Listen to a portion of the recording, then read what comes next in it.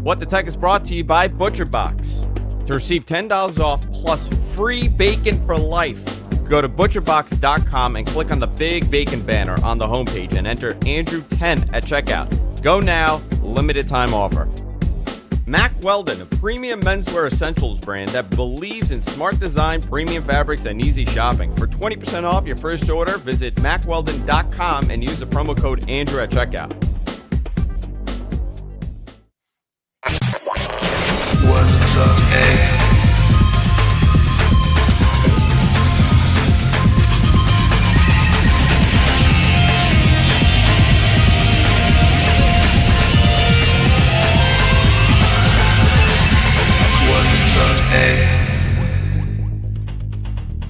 Everybody, welcome to What the Tech. I'm Andrew Zarin. Of course, I'm joined by the one, the only, Mr. Paul Thurrott. How you doing, Paul?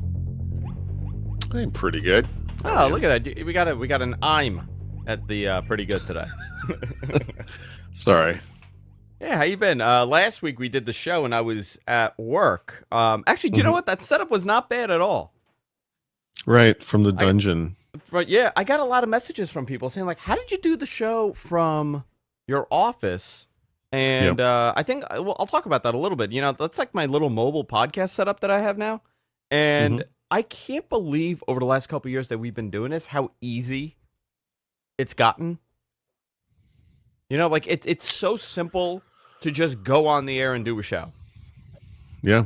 You know, I'm the only idiot now that has, you know, a $20,000, $30,000, whatever it is, audio setup and have these HD cameras that I'm only using one of now and all these computers. It's gotten so simple. Like right now, somebody was asking earlier, how do you send video to Paul? We don't use Skype anymore. Right. We use something called Vmix Call, which is built into the production system that we have. So maybe we could touch on that a little bit if we have some time at the end of the show. But I do have a lot to talk about. But how was your week, Paul? Was it good? How was my week? It was good. We had family in over the weekend visiting. You know, it was nice. How about you? It was hectic as usual. You know, I don't think you made a boo-boo. You never told me how difficult life gets. Well, with kids. The only thing I when my kids were little, I remember talking to people who had older kids, teenagers or whatever, and I said something like, "Well, this gets better at some point, right?" And they said, "No, actually, it gets worse." And the only thing I think I would have said this to you, but if I haven't, there is a moment that will happen for you in the next couple of years where your daughter, who is older, will be able to get up by herself on a Saturday or a Sunday, and go downstairs if her bedroom's upstairs and get her cereal or whatever and watch TV or whatever, you know. And because she's able to do that, she can do it with your son, and you guys will get to sleep in. That's amazing. When that happens, that will be the greatest thing that's ever happened to you. And then you need to understand that that's the apex, that it's all downhill after that. I don't know what to do anymore. I'm so tired.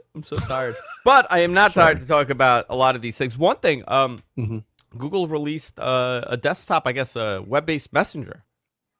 Yeah. Which you use, which I do want to talk about that. That's actually some really cool stuff because how long has it been that we've been talking about this? I don't know how long has iMessage been available on the Mac? Yeah. Since then. Yeah, we've been talking about this Grail. For quite some time, but I do want to take a moment before we go deep into it and talk about our great sponsor, and that's ButcherBox. I mean, I spoke about these guys a couple weeks ago, and I got this, and I'll tell you how this thing comes. It's awesome. You go on the website, and it's essentially like a box of meat. You could pick, and you could customize. You can pick whatever you want. It's super easy, and I'm going to explain what comes in the box and how you do it, but he has a great offer. You get $10 off plus free bacon for life. Free bacon for life by going to butcherbox.com and clicking on the big bacon banner on the homepage and entering the code Andrew10 at checkout. Go there. It's limited time offer. But essentially what happens is you curate what you want, right? You could either mix and match. You could pick, just beef, or you can mix it with chicken and pork, or you could customize it however you want. And the meat is frozen at peak freshness in its own individual vacuum sealed bag. By the way, the bag is biodegradable also. Each box is shipped with careful calculation with the amount of dry ice to ensure it remains frozen after it reaches your doorstep. So it doesn't matter if you live in Arizona or New York, they know how much of this to put there, and it could sit there for a little bit. All the meat is delivered right to your doorstep for free. It's extremely high quality. It's grass-fed beef, free-range organic chicken. So you know it's good stuff. No antibiotics, no hormones, none of that. And this is just in time. You know, this is the time to be grilling. This is the time that you're barbecuing. And it's a perfect gift. And it's a perfect gift for yourself. I highly recommend it. I have a couple things I'm doing here. I got these pork chops from them that I'm going to grill. I actually took it out to defrost, and I'm following the instructions on how to defrost this thing. It's not, you don't just drop it in hot water. These aren't, you know, your sale level quality meat that you buy at the grocery store. These are phenomenal stuff. Butcherbox.com. You click on the big bacon banner on the homepage and you enter the code Andrew10 at checkout, and you'll receive $10 off plus free bacon for life. You can't go wrong with that, guys. Free bacon for life. Butcherbox.com. Enter the code Andrew10 at checkout. I want to thank them for supporting the show. Yes, Paul, I want your opinion on this messenger. Okay. So Google finally, but it's web-based, right? It's a web-based, it's Chrome-based, and it's Google's messenger service for the web. So I want to get your opinion of this. I mean, I think it works great. It's, you know, in Chrome on Windows, and I believe actually now on the Mac in the latest version, and also on Linux and on Chrome OS, I should say. You can, of course, save websites shortcuts, right? You can pin them to your taskbar. You can run them in their own window. So it kind of looks and works like an app. Yeah. And, you know, it works like you talked about AirText a few weeks ago. I've been testing that actually ever since. One of the things I really like about AirText is that it works like instantaneously. It's crazy good performance. You do have to pay for it, of course, unless you want to have the little, this message was sent with AirText. By the way, thing. I've started encountering some issues with AirText. Oh, have you? Yeah, I started getting some delays, and it's weird. It only happens at my job. It doesn't happen when I'm at home. I'm curious if it has some weird thing to do with the Wi-Fi or the provisions with that, but I am having some weird issues where I won't get a message on it for like a day, and then I'll just get everything later. So, I don't know. I noticed this last week after we did the show, so I wanted to bring it up, but this obviously this is Google service running within its own app, right? Yeah, and I don't know. Right, I'm not sure how it works. You know, AirText puts a processor on your phone that runs in the background and intercepts things. And I've never noticed any battery life issues or performance problems, but I'm not sure how the Google solution works exactly. But it works great, and it's instantaneous. It does everything I would have expected of it. It looks exactly like Messenger does on Android, right? It's excellent. I mean, this is so useful. I haven't done this in a long time. I've actually added, this is something I will now install on every computer I use. It's just too useful not to use this. Yeah, so I'm going to install this today. I haven't done it yet, but yeah, I'm curious. Well, you're going to make sure you can get it. That's the one issue. So Why I is told that? my wife about this, and she was really excited to get it. And when you first install Messages, at least right now, you might not have the option to use the web version yet, but it appears over a couple of days. Oh, interesting. If you're already using Android Messages, you probably do have it by now. If it was already installed. No, I'm using the Samsung stuff. Yeah, that's what. Which is also called Messages. Of course. Google Messages. Let's see. Android Messages. I'm sorry, not Google Messages. Android Messages. Yeah. It's so convoluted, right? All the apps are all called the same, and why can't we just have one thing? Well, I mean, this is the app I was already using, so to me, this is text messaging, and I love that it's the same. I mean, that's one. Not that AirText was bad, right? Yeah. AirText has got a fine UI, it works great and everything, but that the Google Messages for the web looks and works exactly like, the version on. So I got a question. Nice. Why do you prefer this messaging app? Why do I prefer it? Yeah. I don't know if there's a why. It is the default Android app, so it's what you get on the Pixel, and it works. Like it's not something I've ever used and said, "Oh, this doesn't meet some need. I should look at other things." Like it works fine. So I got the prompt, Android. Messages.android.com. Android. Oh, you Let's did? do this live. Yeah, There you yeah. go. Let's do See, this my wife live. did not get Let's it. see. Okay, so allow says on your phone. Oh, I got to scan a QR code. Wow, Yep. that was a really quick scan. And I'm all set. Done. Wow. Yep. So how do I pop this up? You know how I do this? What's going on here? Did you get a PayPal? No. Because Would be nice. just PayPal you. Oh, did you? Yeah. Okay, so it's loading. It's having trouble loading, but we'll see what happens here. But it is interesting that we're finally getting some sort of unified version of this, of messaging. But I don't know. Do you think the future of this would be in its own window, like its own? Do you think it should be its own app, or do you think it's fine being its own within Chrome? Oh, this is fine. Absolutely, all it needs to be. There's no. Well, I guess you could make the argument. If it worked offline, you could kind of compose a text and then send it when you were online. But I mean, come on, like it's no, this is fine. This is all I want. I'm so happy they did this. Yeah, it's about time. Yeah. Now only if they get SMS right with this. Right? No promises. Yeah, no promises there. Last week. Well, I mean, I've used it. I've sent pictures. I've sent emojis. I've sent stickers, which is kind of a Google messaging app. It does all the stuff. It does everything you need it to do, essentially. Yeah, that's what I would say. We've been talking about this, and I got a lot of messages from people that say, "Who text messages anymore?" I don't use text message, and I use Skype, or I use WhatsApp, or I use Kik, or I use whatever. I got a lot of that, and it was interesting. And I was talking to John Prosser about this. I was like, "Do people not text anymore?" He's like, "Dude," he's like, "I haven't sent a text in like 3 months. I use Facebook Messenger." See, okay, I'm sorry, but I don't like this kind of response that people have, and I don't mean John in particular, but yeah, the whole who sends text messages anymore. Well, actually, millions and millions of people probably. It's probably the single most popular text messaging service on earth. So it's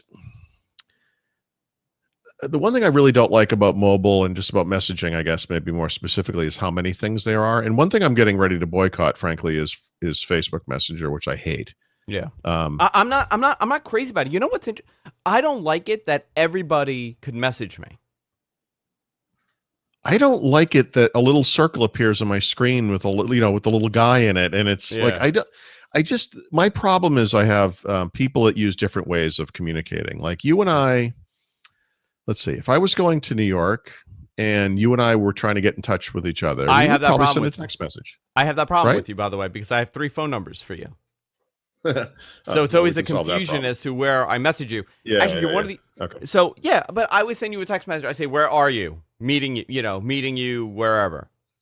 I wouldn't. I use look at text Facebook. messages all the time. I use text messages more than phone calls, for sure.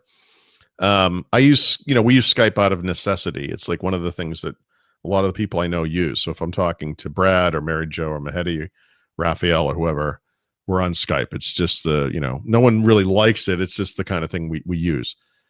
I do use Skype on mobile. In fact, I have it on my home screen because it's just too prominent. I can't escape it. But these other third-party messaging apps, I just want nothing to do with any of these things. I don't like having other ways to do the same thing. Yeah. I like having the option to. I just don't like doing it. I just don't like.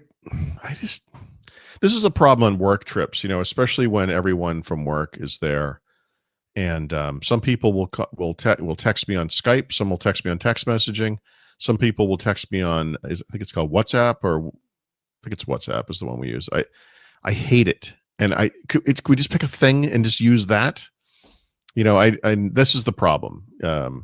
So whatever. I'll get if somebody hits me up on Facebook Messenger, I will get the notification. If somebody does this on Skype, I will get the notification on my phone. I would prefer text messages, frankly. Kind of a plain text kind of guy. I don't know. I mean, my my wife and I use this. My kids and I use this. My kids are on iPhones and they use Snapchat with their friends, but when they want to communicate with us, we use text messaging. So I want to move on to Xbox really quickly because this is interesting. Microsoft no longer plans to bring VR to Xbox One. And that's the kid screaming. Maybe he should go upstairs. It sounded like a cougar sound effect. Yeah, did you hear that? Yeah. I'm going to get the emails now. They're no longer bringing So VR. unprofessional, Andrew, by the way. Has anyone ever raised that issue? I know. So unprofessional. So unprofessional. How dare you have a family? I know. From home, you jerk. I know. It's miserable. So VR is not coming to Xbox One? Yeah, this story, by the way, is actually about 8 days old. It's kind of weird. Like it was in game. I think it's called Game Industry Biz or whatever. And they interviewed not Phil Spencer, but some other guy from Microsoft, and about a bunch of different things. And in the course of the interview, they asked him, "Hey, you never announced anything about VR or MR again. What's going on there?" And whoever this guy was says, "Oh yeah, we're not doing that." And it's like, okay, because when the Xbox One launched. I think this bugs me because I just wrote a thing about Xbox strategy and how their real focus going forward is on the cloud service, not on hardware. And they're talking up a next gen Xbox console. I think it's important because it's kind of a migration. It's something that happens over time, and you need something that's going to be another jump before you drop the first person hardware altogether, the first party hardware. Yeah, I mean, my video is frozen, by the way. It's frozen. Frozen. You're back. You're back. No, it came back. So anyway, but hardware is especially with Xbox, but hardware overall, I would say, the Surface stuff would be included in this as well. HoloLens, whatever. They've never made money on it, right? And now that they are absolutely going to lose 3 generations of consoles in a row and have the capability to move forward with the cloud service stuff and kind of take the hardware out of the equation, which makes it better for the service overall over time. I mean, I realize right away it's not like a game streaming to a phone is going to be as good as an Xbox One. I know that. But I mean, over time, this is the right thing for gamers. It's the right thing for them, for sure. It's something they're set up to do and they can make money at. You kind of have to look at the other stuff you're doing in the hardware front and say, well, does this make any sense? And so here they are with the least popular video game console in the market today. They're going to spend the time and the money and the effort to bring VR or MR or whatever you want to call it to this platform. No one is going to buy this thing. Right? I mean, and I don't mean literally, but I mean, it's going to be so unpopular. They already have the experience with Kinect and how badly that did. This thing, they have to be looking at it thinking, look, this is going to be a sub-Kinect level of success. Developers are not going to support it because why on earth would you bother bringing games that support VR to a platform that no one's going to play those games on? And I think it's just pragmatic. They can't say it that way. I mean, and they won't, but I think that's why. And I think it makes sense. I just, VR gaming is a kind of a niche inside of a niche, I know that Sony has sold some. I don't know if it's 1 million or 2 million or whatever the count is now, but they've sold over 1 million of their own VR headsets for sure. But it's just, is it worth it? I mean, if Microsoft, what's 1/3 of a million? Like if they sold 300,000 units of this thing, would that make any sense at all? And then there were no games, and it's just I think the ecosystem's there, and I think this is them finally saying no to a bad idea, which is smart. Yeah. Well, I mean, you could tell that even based on that decision making, they've kind of changed their thought processes to, concepts and sticking to roadmaps and shifting with the marketplace. Yep. VR, it's still up in the air. We don't know what the future of this holds exactly, right? Overall, we don't know what the exact end result's going to be 10 years from now. Right. Especially for Microsoft. This, where do you see it going? I mean, this is an interesting conversation. E3 was happening, last week. Where's VR in 10 years? Where are these consoles in 10 years? Microsoft is putting out a new console in 3 years, right? 3 years? 20. Yeah, I think it's 2 2020? years. 2 years? 2020, I think, yeah. 2020. Yeah, So 3 years they're from putting the it, Xbox One X. they're putting out a new console. Obviously, they're developing it now, but 10 years from today, 20, Yep. 28. What are we gonna? Where's his head? Because 10 years ago, the marketplace was very different. We weren't really discussing VR and AR 10 years Yeah. ago. We talked. I don't know if it was last week or the week before. You and I had talked about my AR experience with the stars and the planets in the sky and the planes and everything. And I think you and I had heard, or if we didn't, I apologize. Someone emailed me about the plane thing, where there are Yes. apps where you can see what that plane is. Right? It's Yeah. kind of incredible. Of course there are. Right? I mean, why would I act surprised by that? I mean, of course that kind of thing exists. Is any of that like a mainstream, everyone on earth is going to do it every day kind of thing? No, but it's there and it's kind of cool. There are fun AR type experiences to be had, like Pokemon Go is a good example. I always talk about this museum app that you hold up the phone to the dinosaur, and on the phone you can see the dinosaur as it looked instead of the skeleton. None of those things are something you need all day long every day, but there are other more pragmatic kind of uses of this technology. Maybe you're traveling to India or Japan or somewhere in Southeast Asia. You don't speak the language and you're out in the world and you want to know which one of the stores, well, pharmacy would probably be obvious, but you want to know what you're looking at, and they all have signs in their own language, because of course they do. And you can kind of hold your phone up and Google Translate or whatever app you're using will show you in real time right over the image through the camera lens what you're looking at in your language. Like that kind of stuff is science fiction amazing, right?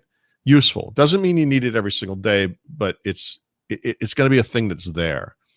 So you can, if you kind of follow the progression, how it worked on Android, Google's first effort around AR was something called Project Trouble, and it required a specific phone platform. And of course, very few handset makers ever bothered. So they said, okay, well, we're going to make something else called AR Core. And now that's just going to be available on Android. And now all of a sudden that's starting to take off. Apple helped by supporting AR very heavily in iOS first. And they kind of formalized on mobile in doing so. And I think that AR and mobile makes more sense than AR on a mixed reality headset like you would have on a Windows computer, or in a standalone kind of thing like HoloLens, where you're stuck in a room and can't walk out in the world because the phone's in your pocket all the time. And it is out in the world where these kind of scenarios get exciting, right? Every example I gave, the stars, the moons, and the planets or whatever, the planes in the sky, the dinosaur in the museum, the signs in Bangladesh or wherever you are, you're out in the world. You have that, that processing's in your power. So I think AR, MR, whatever you want to call it, not VR, I guess, MR, I guess we'll call it AR, becomes a feature of the platform, the mobile platform. It's just a thing. It's another one of those things you can do if you want to.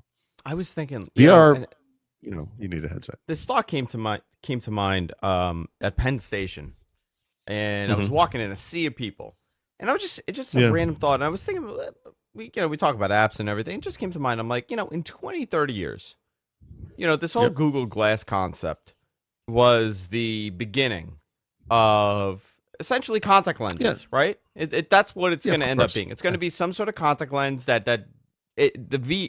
the AR aspect of it is going to be popping up in front of your eyes, so you're going to see it without needing to have any kind of glasses or your phone holding it. This is where it's going to go. I mean, it's unless there's a reason why, we find out that health wise it's blinding people, it's giving us whatever it is, but that's it will happen. It will happen. This turns into glasses, turns into contact lens. That's what's going to happen. And I'm like, what the crap, like, it's not going to be all great stuff, right? Like, it's not going to be that a guy's having a heart attack and the medics have this contact lens and you're going to be able to see what their health history is without having to scramble. You know what I mean? It's going to be dating apps like Tinder. It's going to be dating. No, but that's good. But majority of it is going to be like dating apps like Tinder and guys walking around with like a single check mark on top of their heads with a little bio like, hey, I'm like Paul, I'm sensitive, and I like cats. And I'm like, my God, we built these technologies. That will absolutely happen. It's funny that you go in that direction. I was just thinking, like, when I used to talk about VR headsets and the notion of this thing you kind of had to put on and it blocked the world around you. I used to talk about this thing where you would have a Yeah. it'd be like the Paris cafe experience, right? And that if you could sit there with a cup of coffee in your hand, it could smell it, and you had that surround sound of the cafe sounds and people coming and going and ordering things, and you could kind of look around in real time. Yeah. That I could do that for hours on end, but Yeah. imagine, and this will happen. I mean, it's not that hard to imagine. You have maybe it's a Google Glasses kind of a thing or whatever, and you're out in the world. So it's more of an AR than a VR thing. And you're looking at Penn Station, maybe, Yeah. or maybe you're in Paris, literally. You know the train schedule. Bam. Well, no, I'm going. I'm sorry, this is a completely different direction, Okay. but it would be almost like an educational thing. Like you could see what that thing looked like in different periods of time. That's awesome. Right. Yeah. Yeah. Could you imagine that? Right. Yeah. So the Paris streets as they would have looked 100 years ago or whatever it might be, or Penn Station as it might have looked 50 years ago or whatever. Yeah. And again, these things, they're cool. And everything we just said is cool, right? None of it's necessary, but it's all cool. None of it is something you would need every single day. But I think that the uses of it are interesting enough and useful enough that this stuff will persist. Like it's going to happen. Yeah. VR is a little tougher. I said I'm saying this as a joke. It's a half-assed joke, but it's also half-assed serious, right? It's 50 years from now, 60 years from now. Mm-hmm. You don't have to. Everybody could be ugly. You can have everybody looking like whatever you want them to. Think about that, right? You could program your own image that everybody sees you as if you're wearing these things. If 90% of the population, 80% of the population is wearing these augmented, contact lenses for a better life, who cares? You live in a more terrible, likely, celebrities will license their images, right? And then you'll be able to have relations with them. Wait, Paul, are you saying I could be Kim Kardashian? Because that is the moment. I want to be a Kardashian. But you want the person you're with to be the Kardashian. No, like that. No, listen, they're dead behind the eyes. Forget about. No, I'm not saying you. I'm just saying you could imagine this being the Kardashians of the future. Will be the people who are licensing their images for this exact use. Yeah. By the way, there's nothing sadder than drinking a Budweiser at 1:30 in the afternoon out of a Mets mug right now. This is the epitome of sadness. this drink right here is the epitome of sadness. No, but I do think I love like futurists. Like I love the writers like that. You have this, and a lot of them, they had the ability to kind of go look and foresee what the future was leading us into. And for us now, it's easy. For us, we could speculate all we want because we have.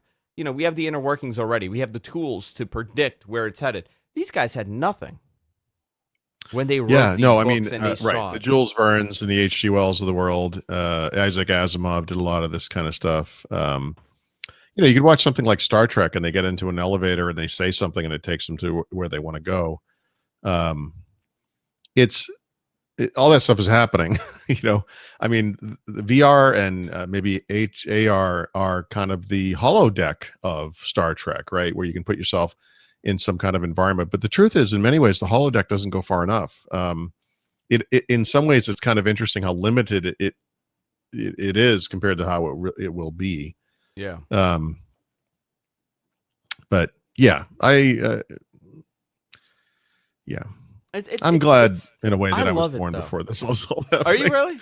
You know what I think about that? I always think about what I by the way, this is my favorite discussion to have with you. Like all this the speculating on the future and where we're headed because I love. Think about how old is your daughter now?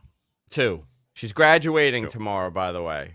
Graduating. Yeah. She's graduating. Everyone graduating. That's amazing. Everybody gets a graduation for every grade gets a graduation every year. Sure.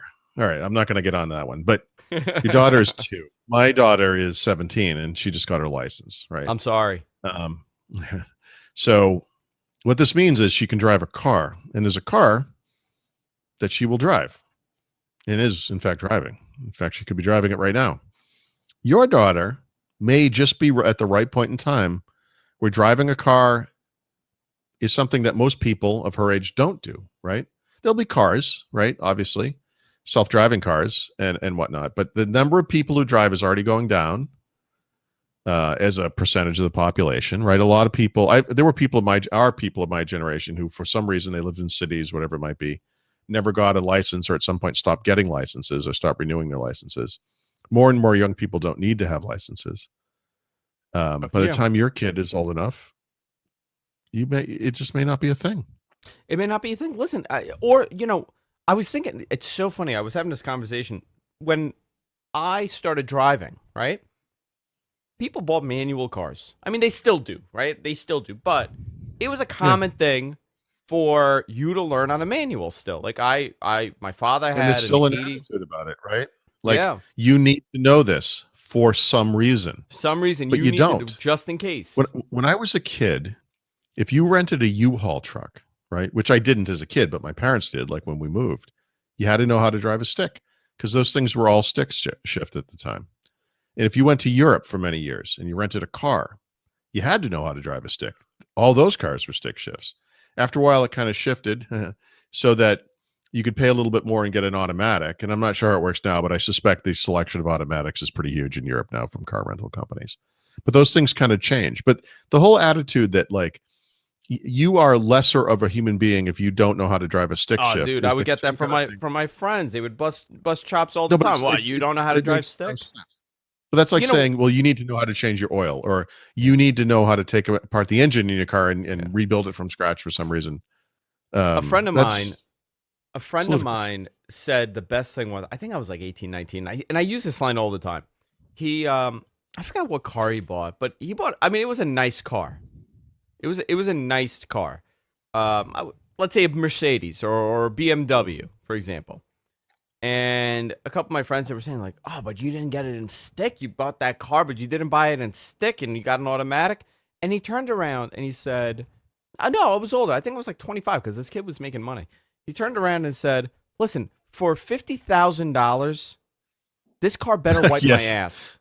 Yeah, I'm exactly. not going to. He goes, why would I spend that money to have to drive? And he goes, I drive in Manhattan. He goes, I drive to the city. I'm going to drive stick for what?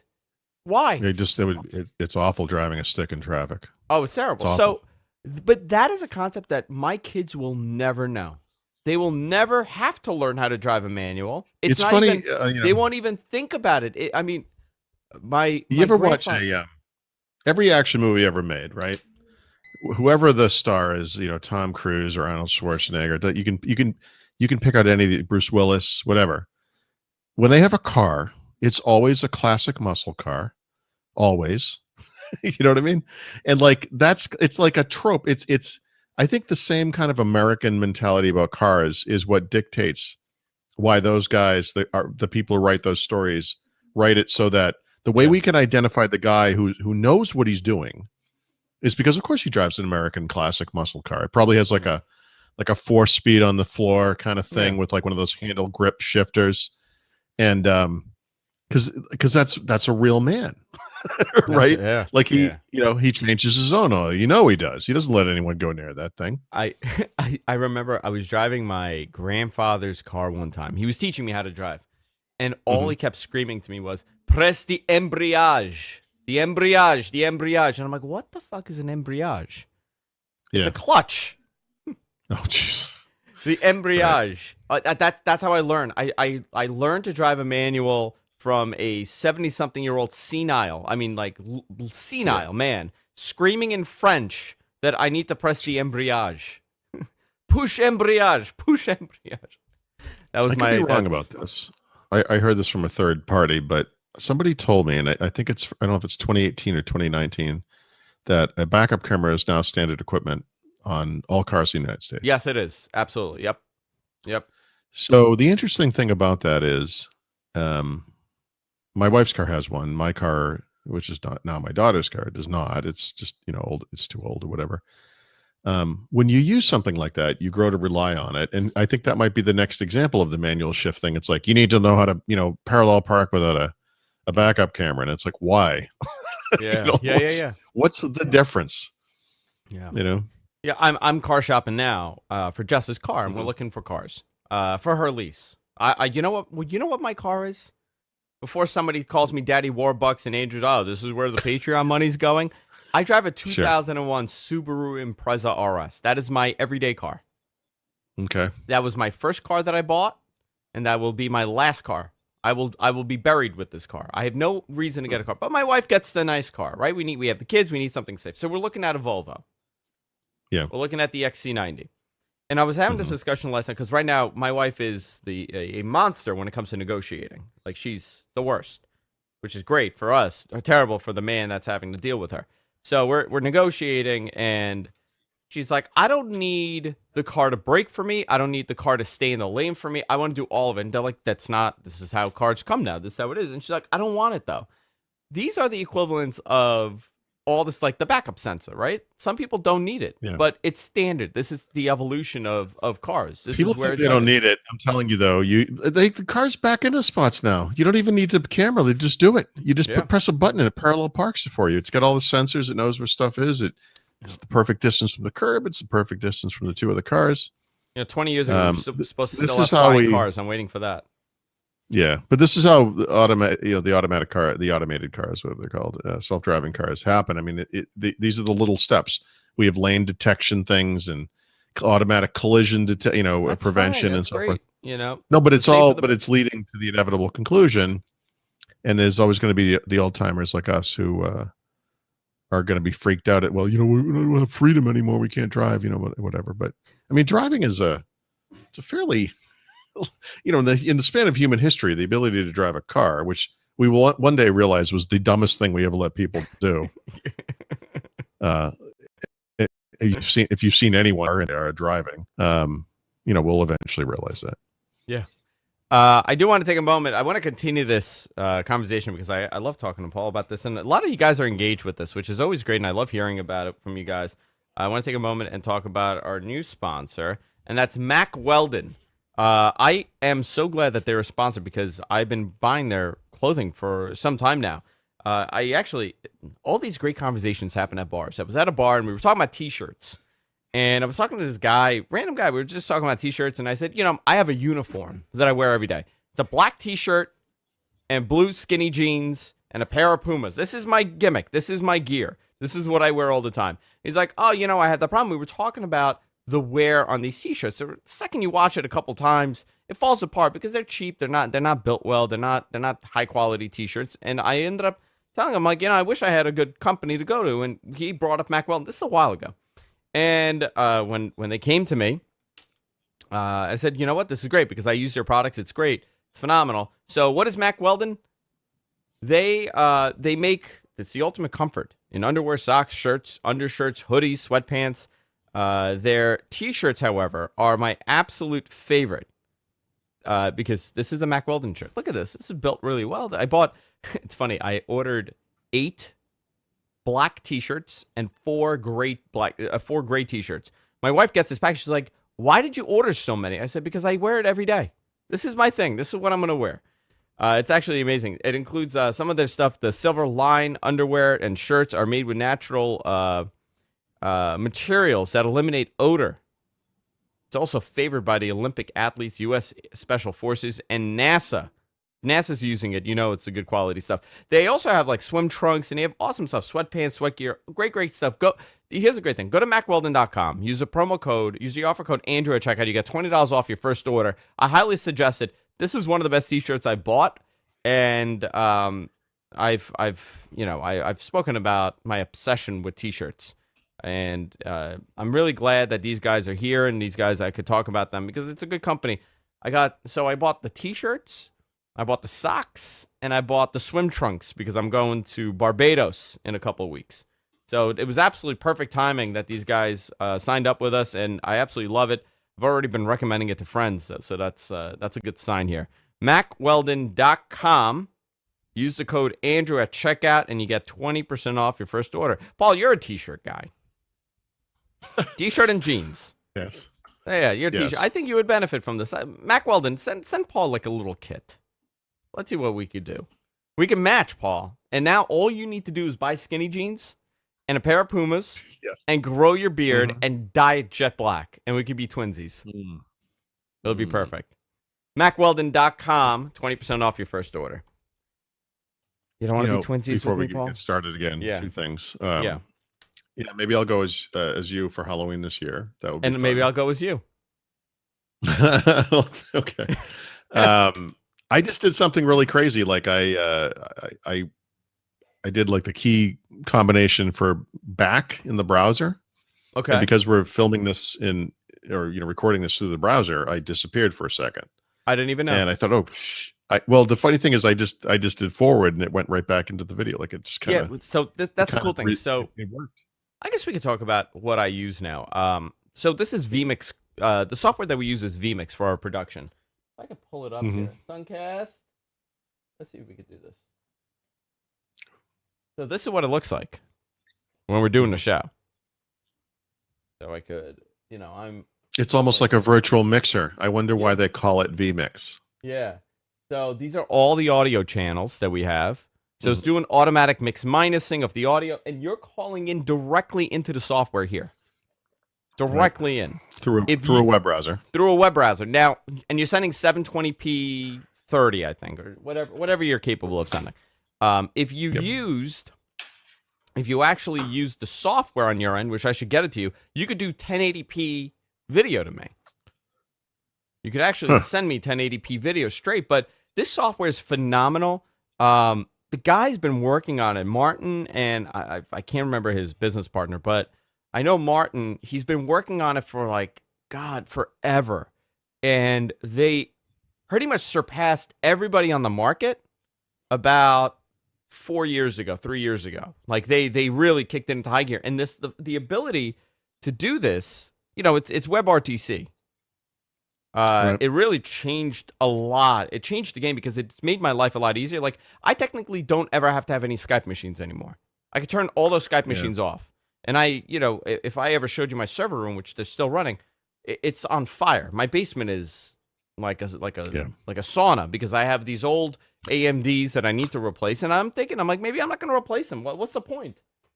I could have up to as many people as I want on this. I could have isolated channels. Like if I switch the camera off of you, I can mute your audio, but you could still hear me. Like there's a lot that you could do with this. It's very customizable. It's called Vmix, and these guys have been great with us. I probably was one of the first people that started, advocating about them as a really superior. And like we use Wirecast for many, many years, and they just, sometimes you just slow down a little bit, and they were one of those companies. They're great people, but it just didn't meet our needs anymore. Right. It's a great piece of software, so I'll recommend it to anybody. Paul, what are you using? So I want to know from you. What am I using? Yeah. What are you using? So What do you mean, Andrew? So somebody was asking me, because we've been talking about phones and the applications that we use. What are the most used apps that you're using? I got to ask this. Actually, last it's week. funny you mentioned that. Okay. I need to look. There must be a way in Android for it to tell me that, right? Because I have my own ideas about what I think I probably use the most. Yeah. But actually, you must probably do it. So let me look at settings. And I was just thinking about this very thing. Because this week I've been testing the Microsoft launcher. Okay. And how do you like it? I like it a lot. It's it's weird for me because I kind of prefer the stock interfaces on things when they work, right? And the Pixel launcher works well. There's not a huge, rationale for me changing this thing up. I know the markers on Android. It's one of the nice things for them that you can do this. But I don't have a lot of experience with other launchers per se. I've used the whatever the Samsung one is called. What OnePlus has their own launcher, obviously. Huawei does. They have their own Android UI. I like the stock stuff, but the Microsoft one, which I do have a lot of experience with, is really customizable, and I think that's neat. I don't see a way to see the top used apps. I have the most recent apps. That's unfortunate. I would like to know what they are. My most recent apps are Microsoft Launcher, Google, the app, Microsoft News, because I was testing it, and Skype. Interesting. But not, there's no real top apps. Well, so I'll look at mine, right? While you do that. Yeah. Okay. I'm only going on my phone based on what I use regularly. Mhm. I don't have any I don't have anything that like I could be like, well, I recommend this app. You know, like everything is Yeah. standard that I use. Um, Yep. like I use Reddit. I use this game called Falling Balls. It's literally, I Okay. mean, it's like a stupid game for the like. It just brings me down after work and when I'm on the train. This is literally what it is. Well, let me show you. If I can pull this What's the phone you're using now? Is that the iPhone Galaxy? 7. Yeah, Oh, 7. iPhone Well, 7. I have the Galaxy. So essentially, you take this ball and you bounce, and you got to get the numbers to drop on that. I've seen my daughter That's all playing it this is. as well. Yeah, it's a Yeah. stupid game, but I use Well, that every day. And then I use like some okay. photo editors. I do Snapchat, you know, for work. I have LifeX for the lights that I use, Twitter, Instagram, Sign Now because I have to do a lot of sign documents, so I do Sign Now on this. Arlo for my security cameras, Dropbox. I Hmm. never use Chrome ever on my Interesting. iPhone. I never use the Gmail app. I don't really use Google Drive. Let's see. I mean, it's essentially it's the basics. I really don't use a lot of these apps. According to the Microsoft launcher, I use Messages, Google Inbox, Play Store, Camera, the Google app, which I have to run manually now, Chrome and Edge. I'm transitioning to Edge, trying that out, and Instagram. All of those apps are actually on my home screen, the first screen. I also have Twitter Lite on there. Duolingo I use every single day. I think it depends on what I'm doing. Like if I'm home, I'm not out in the world, I use Duolingo every day. I use like normally on a normal Google phone, Android phone, you can go over to the left and there's the feed, which is from the Google app. I actually use that to find stuff to read. And because I go into articles, it's getting smarter about the stuff that I like. So now it's full of like whatever happens to be big in my personal world at the time. Like there's a bunch of Star Wars stuff in there or whatever, you know. And I use the Pocket app to read that stuff, and I use it across tablets and phone. I try to read more on like an iPad, but I use the New York Times app every day, which I hate, and I will be leaving this newspaper this year. I can't stand this fucking thing anymore. Are you using the I hate MSN them. app? I hate them. So I put that back on because, you know, back in the day, I liked the MSN News app. It's pretty clean. Google News I used for a while. They just revamped it. I hate it now. There's something called Smart News, which I can sort of recommend. There's a lot of ads, but they have like a reading view, which I really like on the articles. Are you telling me actually you very don't useful. get all your news from Infowars.com? No, Alex I Jones do is not. not your source for news? Okay. Well, I subscribed to the Wall Street Journal for probably, I think it was 18 years, and I canceled it because their tech reporting was freaking terrible. And now the New York Times is just as bad, and I can't deal Well, with these you know what? people anymore. You know what's happening? I mean, this kind of goes into what I was going to talk about. I went to a So very terrible. popular. I went to a very popular tech news site. Okay, and I'm one of these people. I like to separate, and we've spoken about this. I don't like mixing anything with my tech news. Like I don't like politics in my tech news. I don't like Right. crock pot reviews and dishwasher reviews. Well, okay, And but I mean, if you could pick any news aggregator app, right? Microsoft News, Smart News, Google News, I guess, and you know, you kind of go in there, and there's a tab for technology, and you kind of go down the list, and let me find it before I say it. The Microsoft one, it's funny. I might be going back to this. This is a good one. You know, as good as these things can be. Why can't I find tech? Here it is. So it's, you know, CNET, Engadget, The Verge, PGR. yeah, I kind of wish there's probably a way to make sure you don't see certain stuff, but it's okay. You know, it's fine. yeah. I went to CNET I today don't know. because I was trying to Yeah. see what's going on. It's part of my routine. I'm looking at their site, and this is what I see: Amazon Fire Cube. Fine, great, okay. Technology. 2019 Volvo S60, born in the USA. Okay, I guess you could talk about it. The immigration debate. Okay, I don't know what that has to do with. CNET as a site is Now- ridiculous. Now you've gone into a whole different topic. Then here we go. Yeah. Then it goes into these are the best coolers you could buy this summer. Yeah. No, and here's the And top right three under shows on that, the Netflix right now. Instapot Max review. Save money and don't buy this pot. Supreme Court tax ruling. I get everything is kind of connected to technology, but you are stretching it. And you know what's happening? You're creating so much noise on these sites where I can't find anything other than what the front page is showing. Yeah. Yeah, I don't read CNET, right? I'll see some of their articles just, through aggregators, and that's enough because I don't care about any of that other stuff. Somebody, was bitching and moaning at me yesterday about I retweeted a political thing. It's like, we don't follow you to see what you care about politics. It's like, I don't give a shit. But why you didn't even follow me. post it. You didn't even write it. This is my personal Twitter feed. It's like, I'm not going to write about it on my site. Subscribe to that. I'm sorry. I'm a human being too. I don't like to see kids taken away from their parents. If you disagree with that, fascinating, but I'm not following you on Twitter either. So I just don't, I don't, I wouldn't, like when 9/11 happened, for example. Here's a really extreme example. God, I'm all of drinking the and talking sites, about 9/11. It always goes down this road for me. you can't always escape ends up, yeah.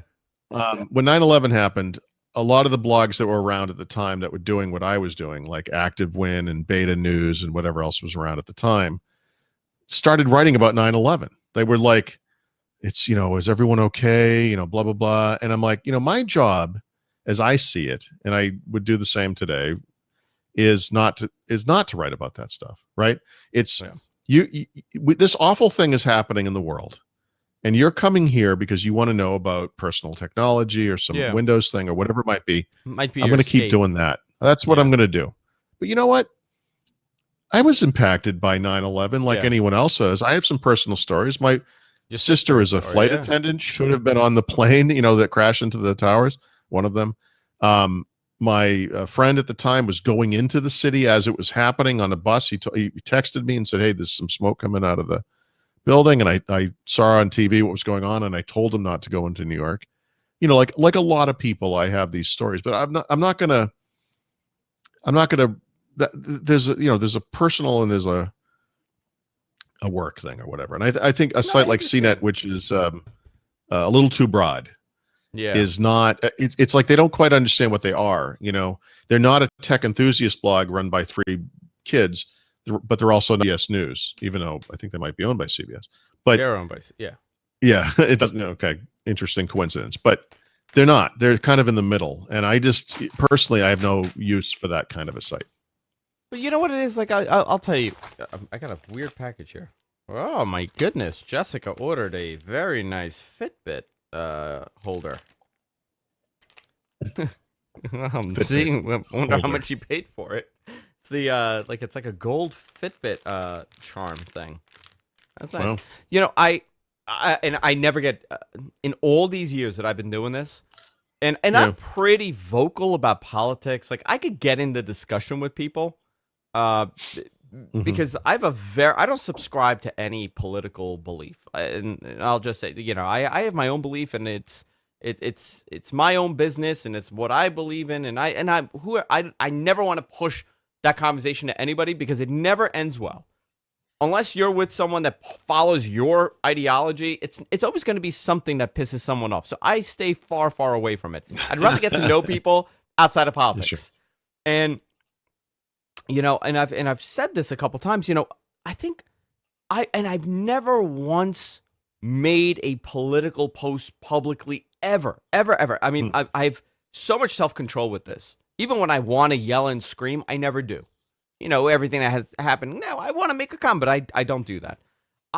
Brian Brushwood made a post after the election after Trump won. And he wrote this very, very articulate post about, things like this should unify a country. We should look at the people next to us and not look at them based on color, based on blah. It was just like a love everybody post, like before we start reacting and getting mad at the other side, let's not let this change how you are with the people that you see every day. It was a very nice post. I retweeted it, and I wrote something like hugs, like something stupid. This guy lost his mind. You elitist New Yorker, you you're rich, which I don't know where he even came up with that. All the money and you have no idea. You're white, which I guess depending on who you ask, maybe some days, some days. I mean, my family fled I think Iran, of you as in 1979, 78, and they came here. So you're on the white spectrum. I am on the white spectrum. I lean towards white, but it much The like how we swarthy look at corner of the gender white now. spectrum. Much like how we look at gender now, there's like 40 genders. I lean towards the white side more than the brown side. It depends. It depends on the day. But I'm like, listen, dude. I'm like, I get it. I get the whole thing. But I'm trying to be positive. You know what I mean? And he's like, no, you have no idea what it's like. I'm sure your family's never suffered, and you never. And I'm like, a lot of assumptions here, dude. And I just diffused the whole thing. And I thought to myself, I wrote the nicest post. I retweeted one of the nicest things I had ever heard, and I made the nicest comment I could think. And this was the reaction. God forbid I ever went on Twitter and I actually said something political. It's nuts. It really is. No words sometimes with the way that people react to things. Yeah. So I don't even know how to say this. You know I what get a would lot like of to the do? same kind of. I would Yeah. like everybody right now to take their pen and draw a line, okay? Once I being very white and once I being very black. And where do I fall on that scale for you? And I want you to send this to me. I want to know where I fall on the brown scale. I also got another person that came up to me. Paul, this was great. I got an email and he goes, "Listen, I'm so sorry that you have to deal with stuff." And I said, "Why?" He goes, "Because you're Arab." And I said, I'm not. And he goes, "Oh my God, I'm so sorry." He was mortified. So I think that's like it's hot right now, politically, and a lot of people make assumptions. My whole point is, why don't we pull back a little bit with how we communicate, especially online? It's a guttural response a lot of times. I'm just going down my feed now and I'm just seeing everything that's happening. But you don't get a lot of that, do you? I mean, we have exactly 0 minutes for me to discuss this topic. okay. I mean, God. it's people assume that I'm some kind of a liberal something, and the truth is I'm not. I'm not a right wing something either. Sure. It depends on the topic. It depends on whatever. The times I've spoken out against something that where people describe it as political, it's often just common sense. If you think about the way that I write about technology, I apply that thinking to everything. And so, Yeah. if you come out against like Trump or this immigration policy, whatever, people perceive that as some kind of a political thing. Well, you would say that you're a liberal pussy or whatever, and it's like, no, I'm just a human being, and I disagree with this kind of thing. And it's not political. There's no politics to it. Yeah. I'm not going to do something morally wrong because I happen to be affiliated with some political party, which I'm Yeah. not, by the way. Literally registered as an independent, by the way. Yeah, but I think there's more people. There's more people like you and I. I just feel but like they're quiet. But they're quiet people. Yeah. So the problem is when people complain about something like this, the stuff we're talking about here, they are in fact hyper political and hyper opinionated and hyper in one area, on one side of the fence, and they see everything through their lens of bias. Where what I'm doing, whether it's, I'll just use the immigration thing because it just happened. sure. It's like, this is not because I'm some Obama loving liberal, Massachusetts, JFK, whatever you think I am. It's because it's wrong. It has nothing to do with nothing. Yeah. Nothing. And Listen, I think that it that's says more about the person complaining than it does about me. I know we have no time for this. God, I got into it with a friend of mine that's a journalist. Essentially, they don't write about technology. They don't write about any. They're not a political writer. They got very political over the last couple months, and I'm realizing it's because he's able to monetize on it. he has no interest politically into anything. You know, he's picked a side, and that's what he's going to. And I got into a whole thing with him about how he's pretty much saying stuff that he knows nothing about. And because of the way that the internet is, and it's reactionary with everything that we do and everything that we say, and it's thoughtless posts, it's this is the new way of communicating, and I don't know how I feel about the fact that I could go, like last night I made a post. I went to the fucking diner and I made a post, and that was at the moment. There was no thought to that post.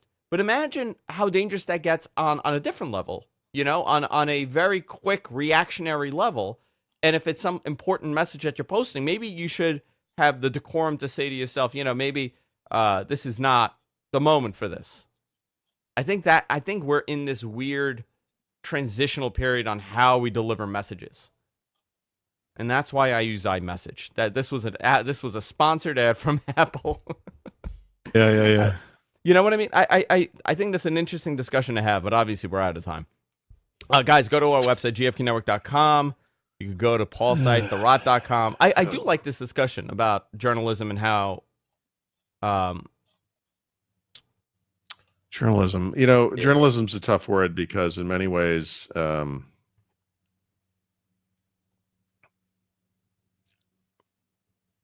I don't know. Like I don't write straight up news stories. Yeah. I mean, I'm. Well, sometimes you do, and sometimes it's an op-ed piece. I mean, that it's a mesh of it. Yeah, a lot of look. I mean, a lot of what I've done. One of the earliest decisions I made was I wasn't going to talk to experts. I was going to provide my own opinion, and there's a certain amount of commentary that comes in. I think one of the reasons some people like what I write is because I provide that kind of opinion part of it. Maybe there's a sense of humor, maybe whatever it is. And so is that straight journalism? Absolutely not. You know, is it a level above the blogger regurgitation of a press release? Or yes, but it's a different thing. So I don't know what to call it. It's journalism makes it sound a little more self-important than it is, you know? But wait a minute, wait, Paul, but in order for you to write these stories, right? You need to have your context. You need to do your due diligence. You need to get your sources. You need to fact check. You need to double check everything. You're not a site that you go to for news and rumors, you know, you essentially double check and triple check everything that you're posting. If it's a breaking news story, if it's some sort of information that was handed to you, that's what I consider journalism. Not necessarily me getting a press release or me seeing a story on Therot.com, then putting out on AndrewZarian.com and saying sources said. It's just, we don't have time for this. It's too complicated. There's an ethical standard. In other words, if I just blindly supported Microsoft and everything they did, that is not journalism, no matter how good I write, no matter how many sources I get for whatever. And those people exist, and that's not journalism. But what I do, you know, a lot of times I would, you know, you could argue it's not journalism either. You know, it's something different. But yeah, it's interesting. All right. Time to go. Therot.com, all things Paul Therot. Go there. GFKnetwork.com. Subscribe to the podcast. We're everywhere podcasts are available. And we are out of time. So we will see you all next time. Take care.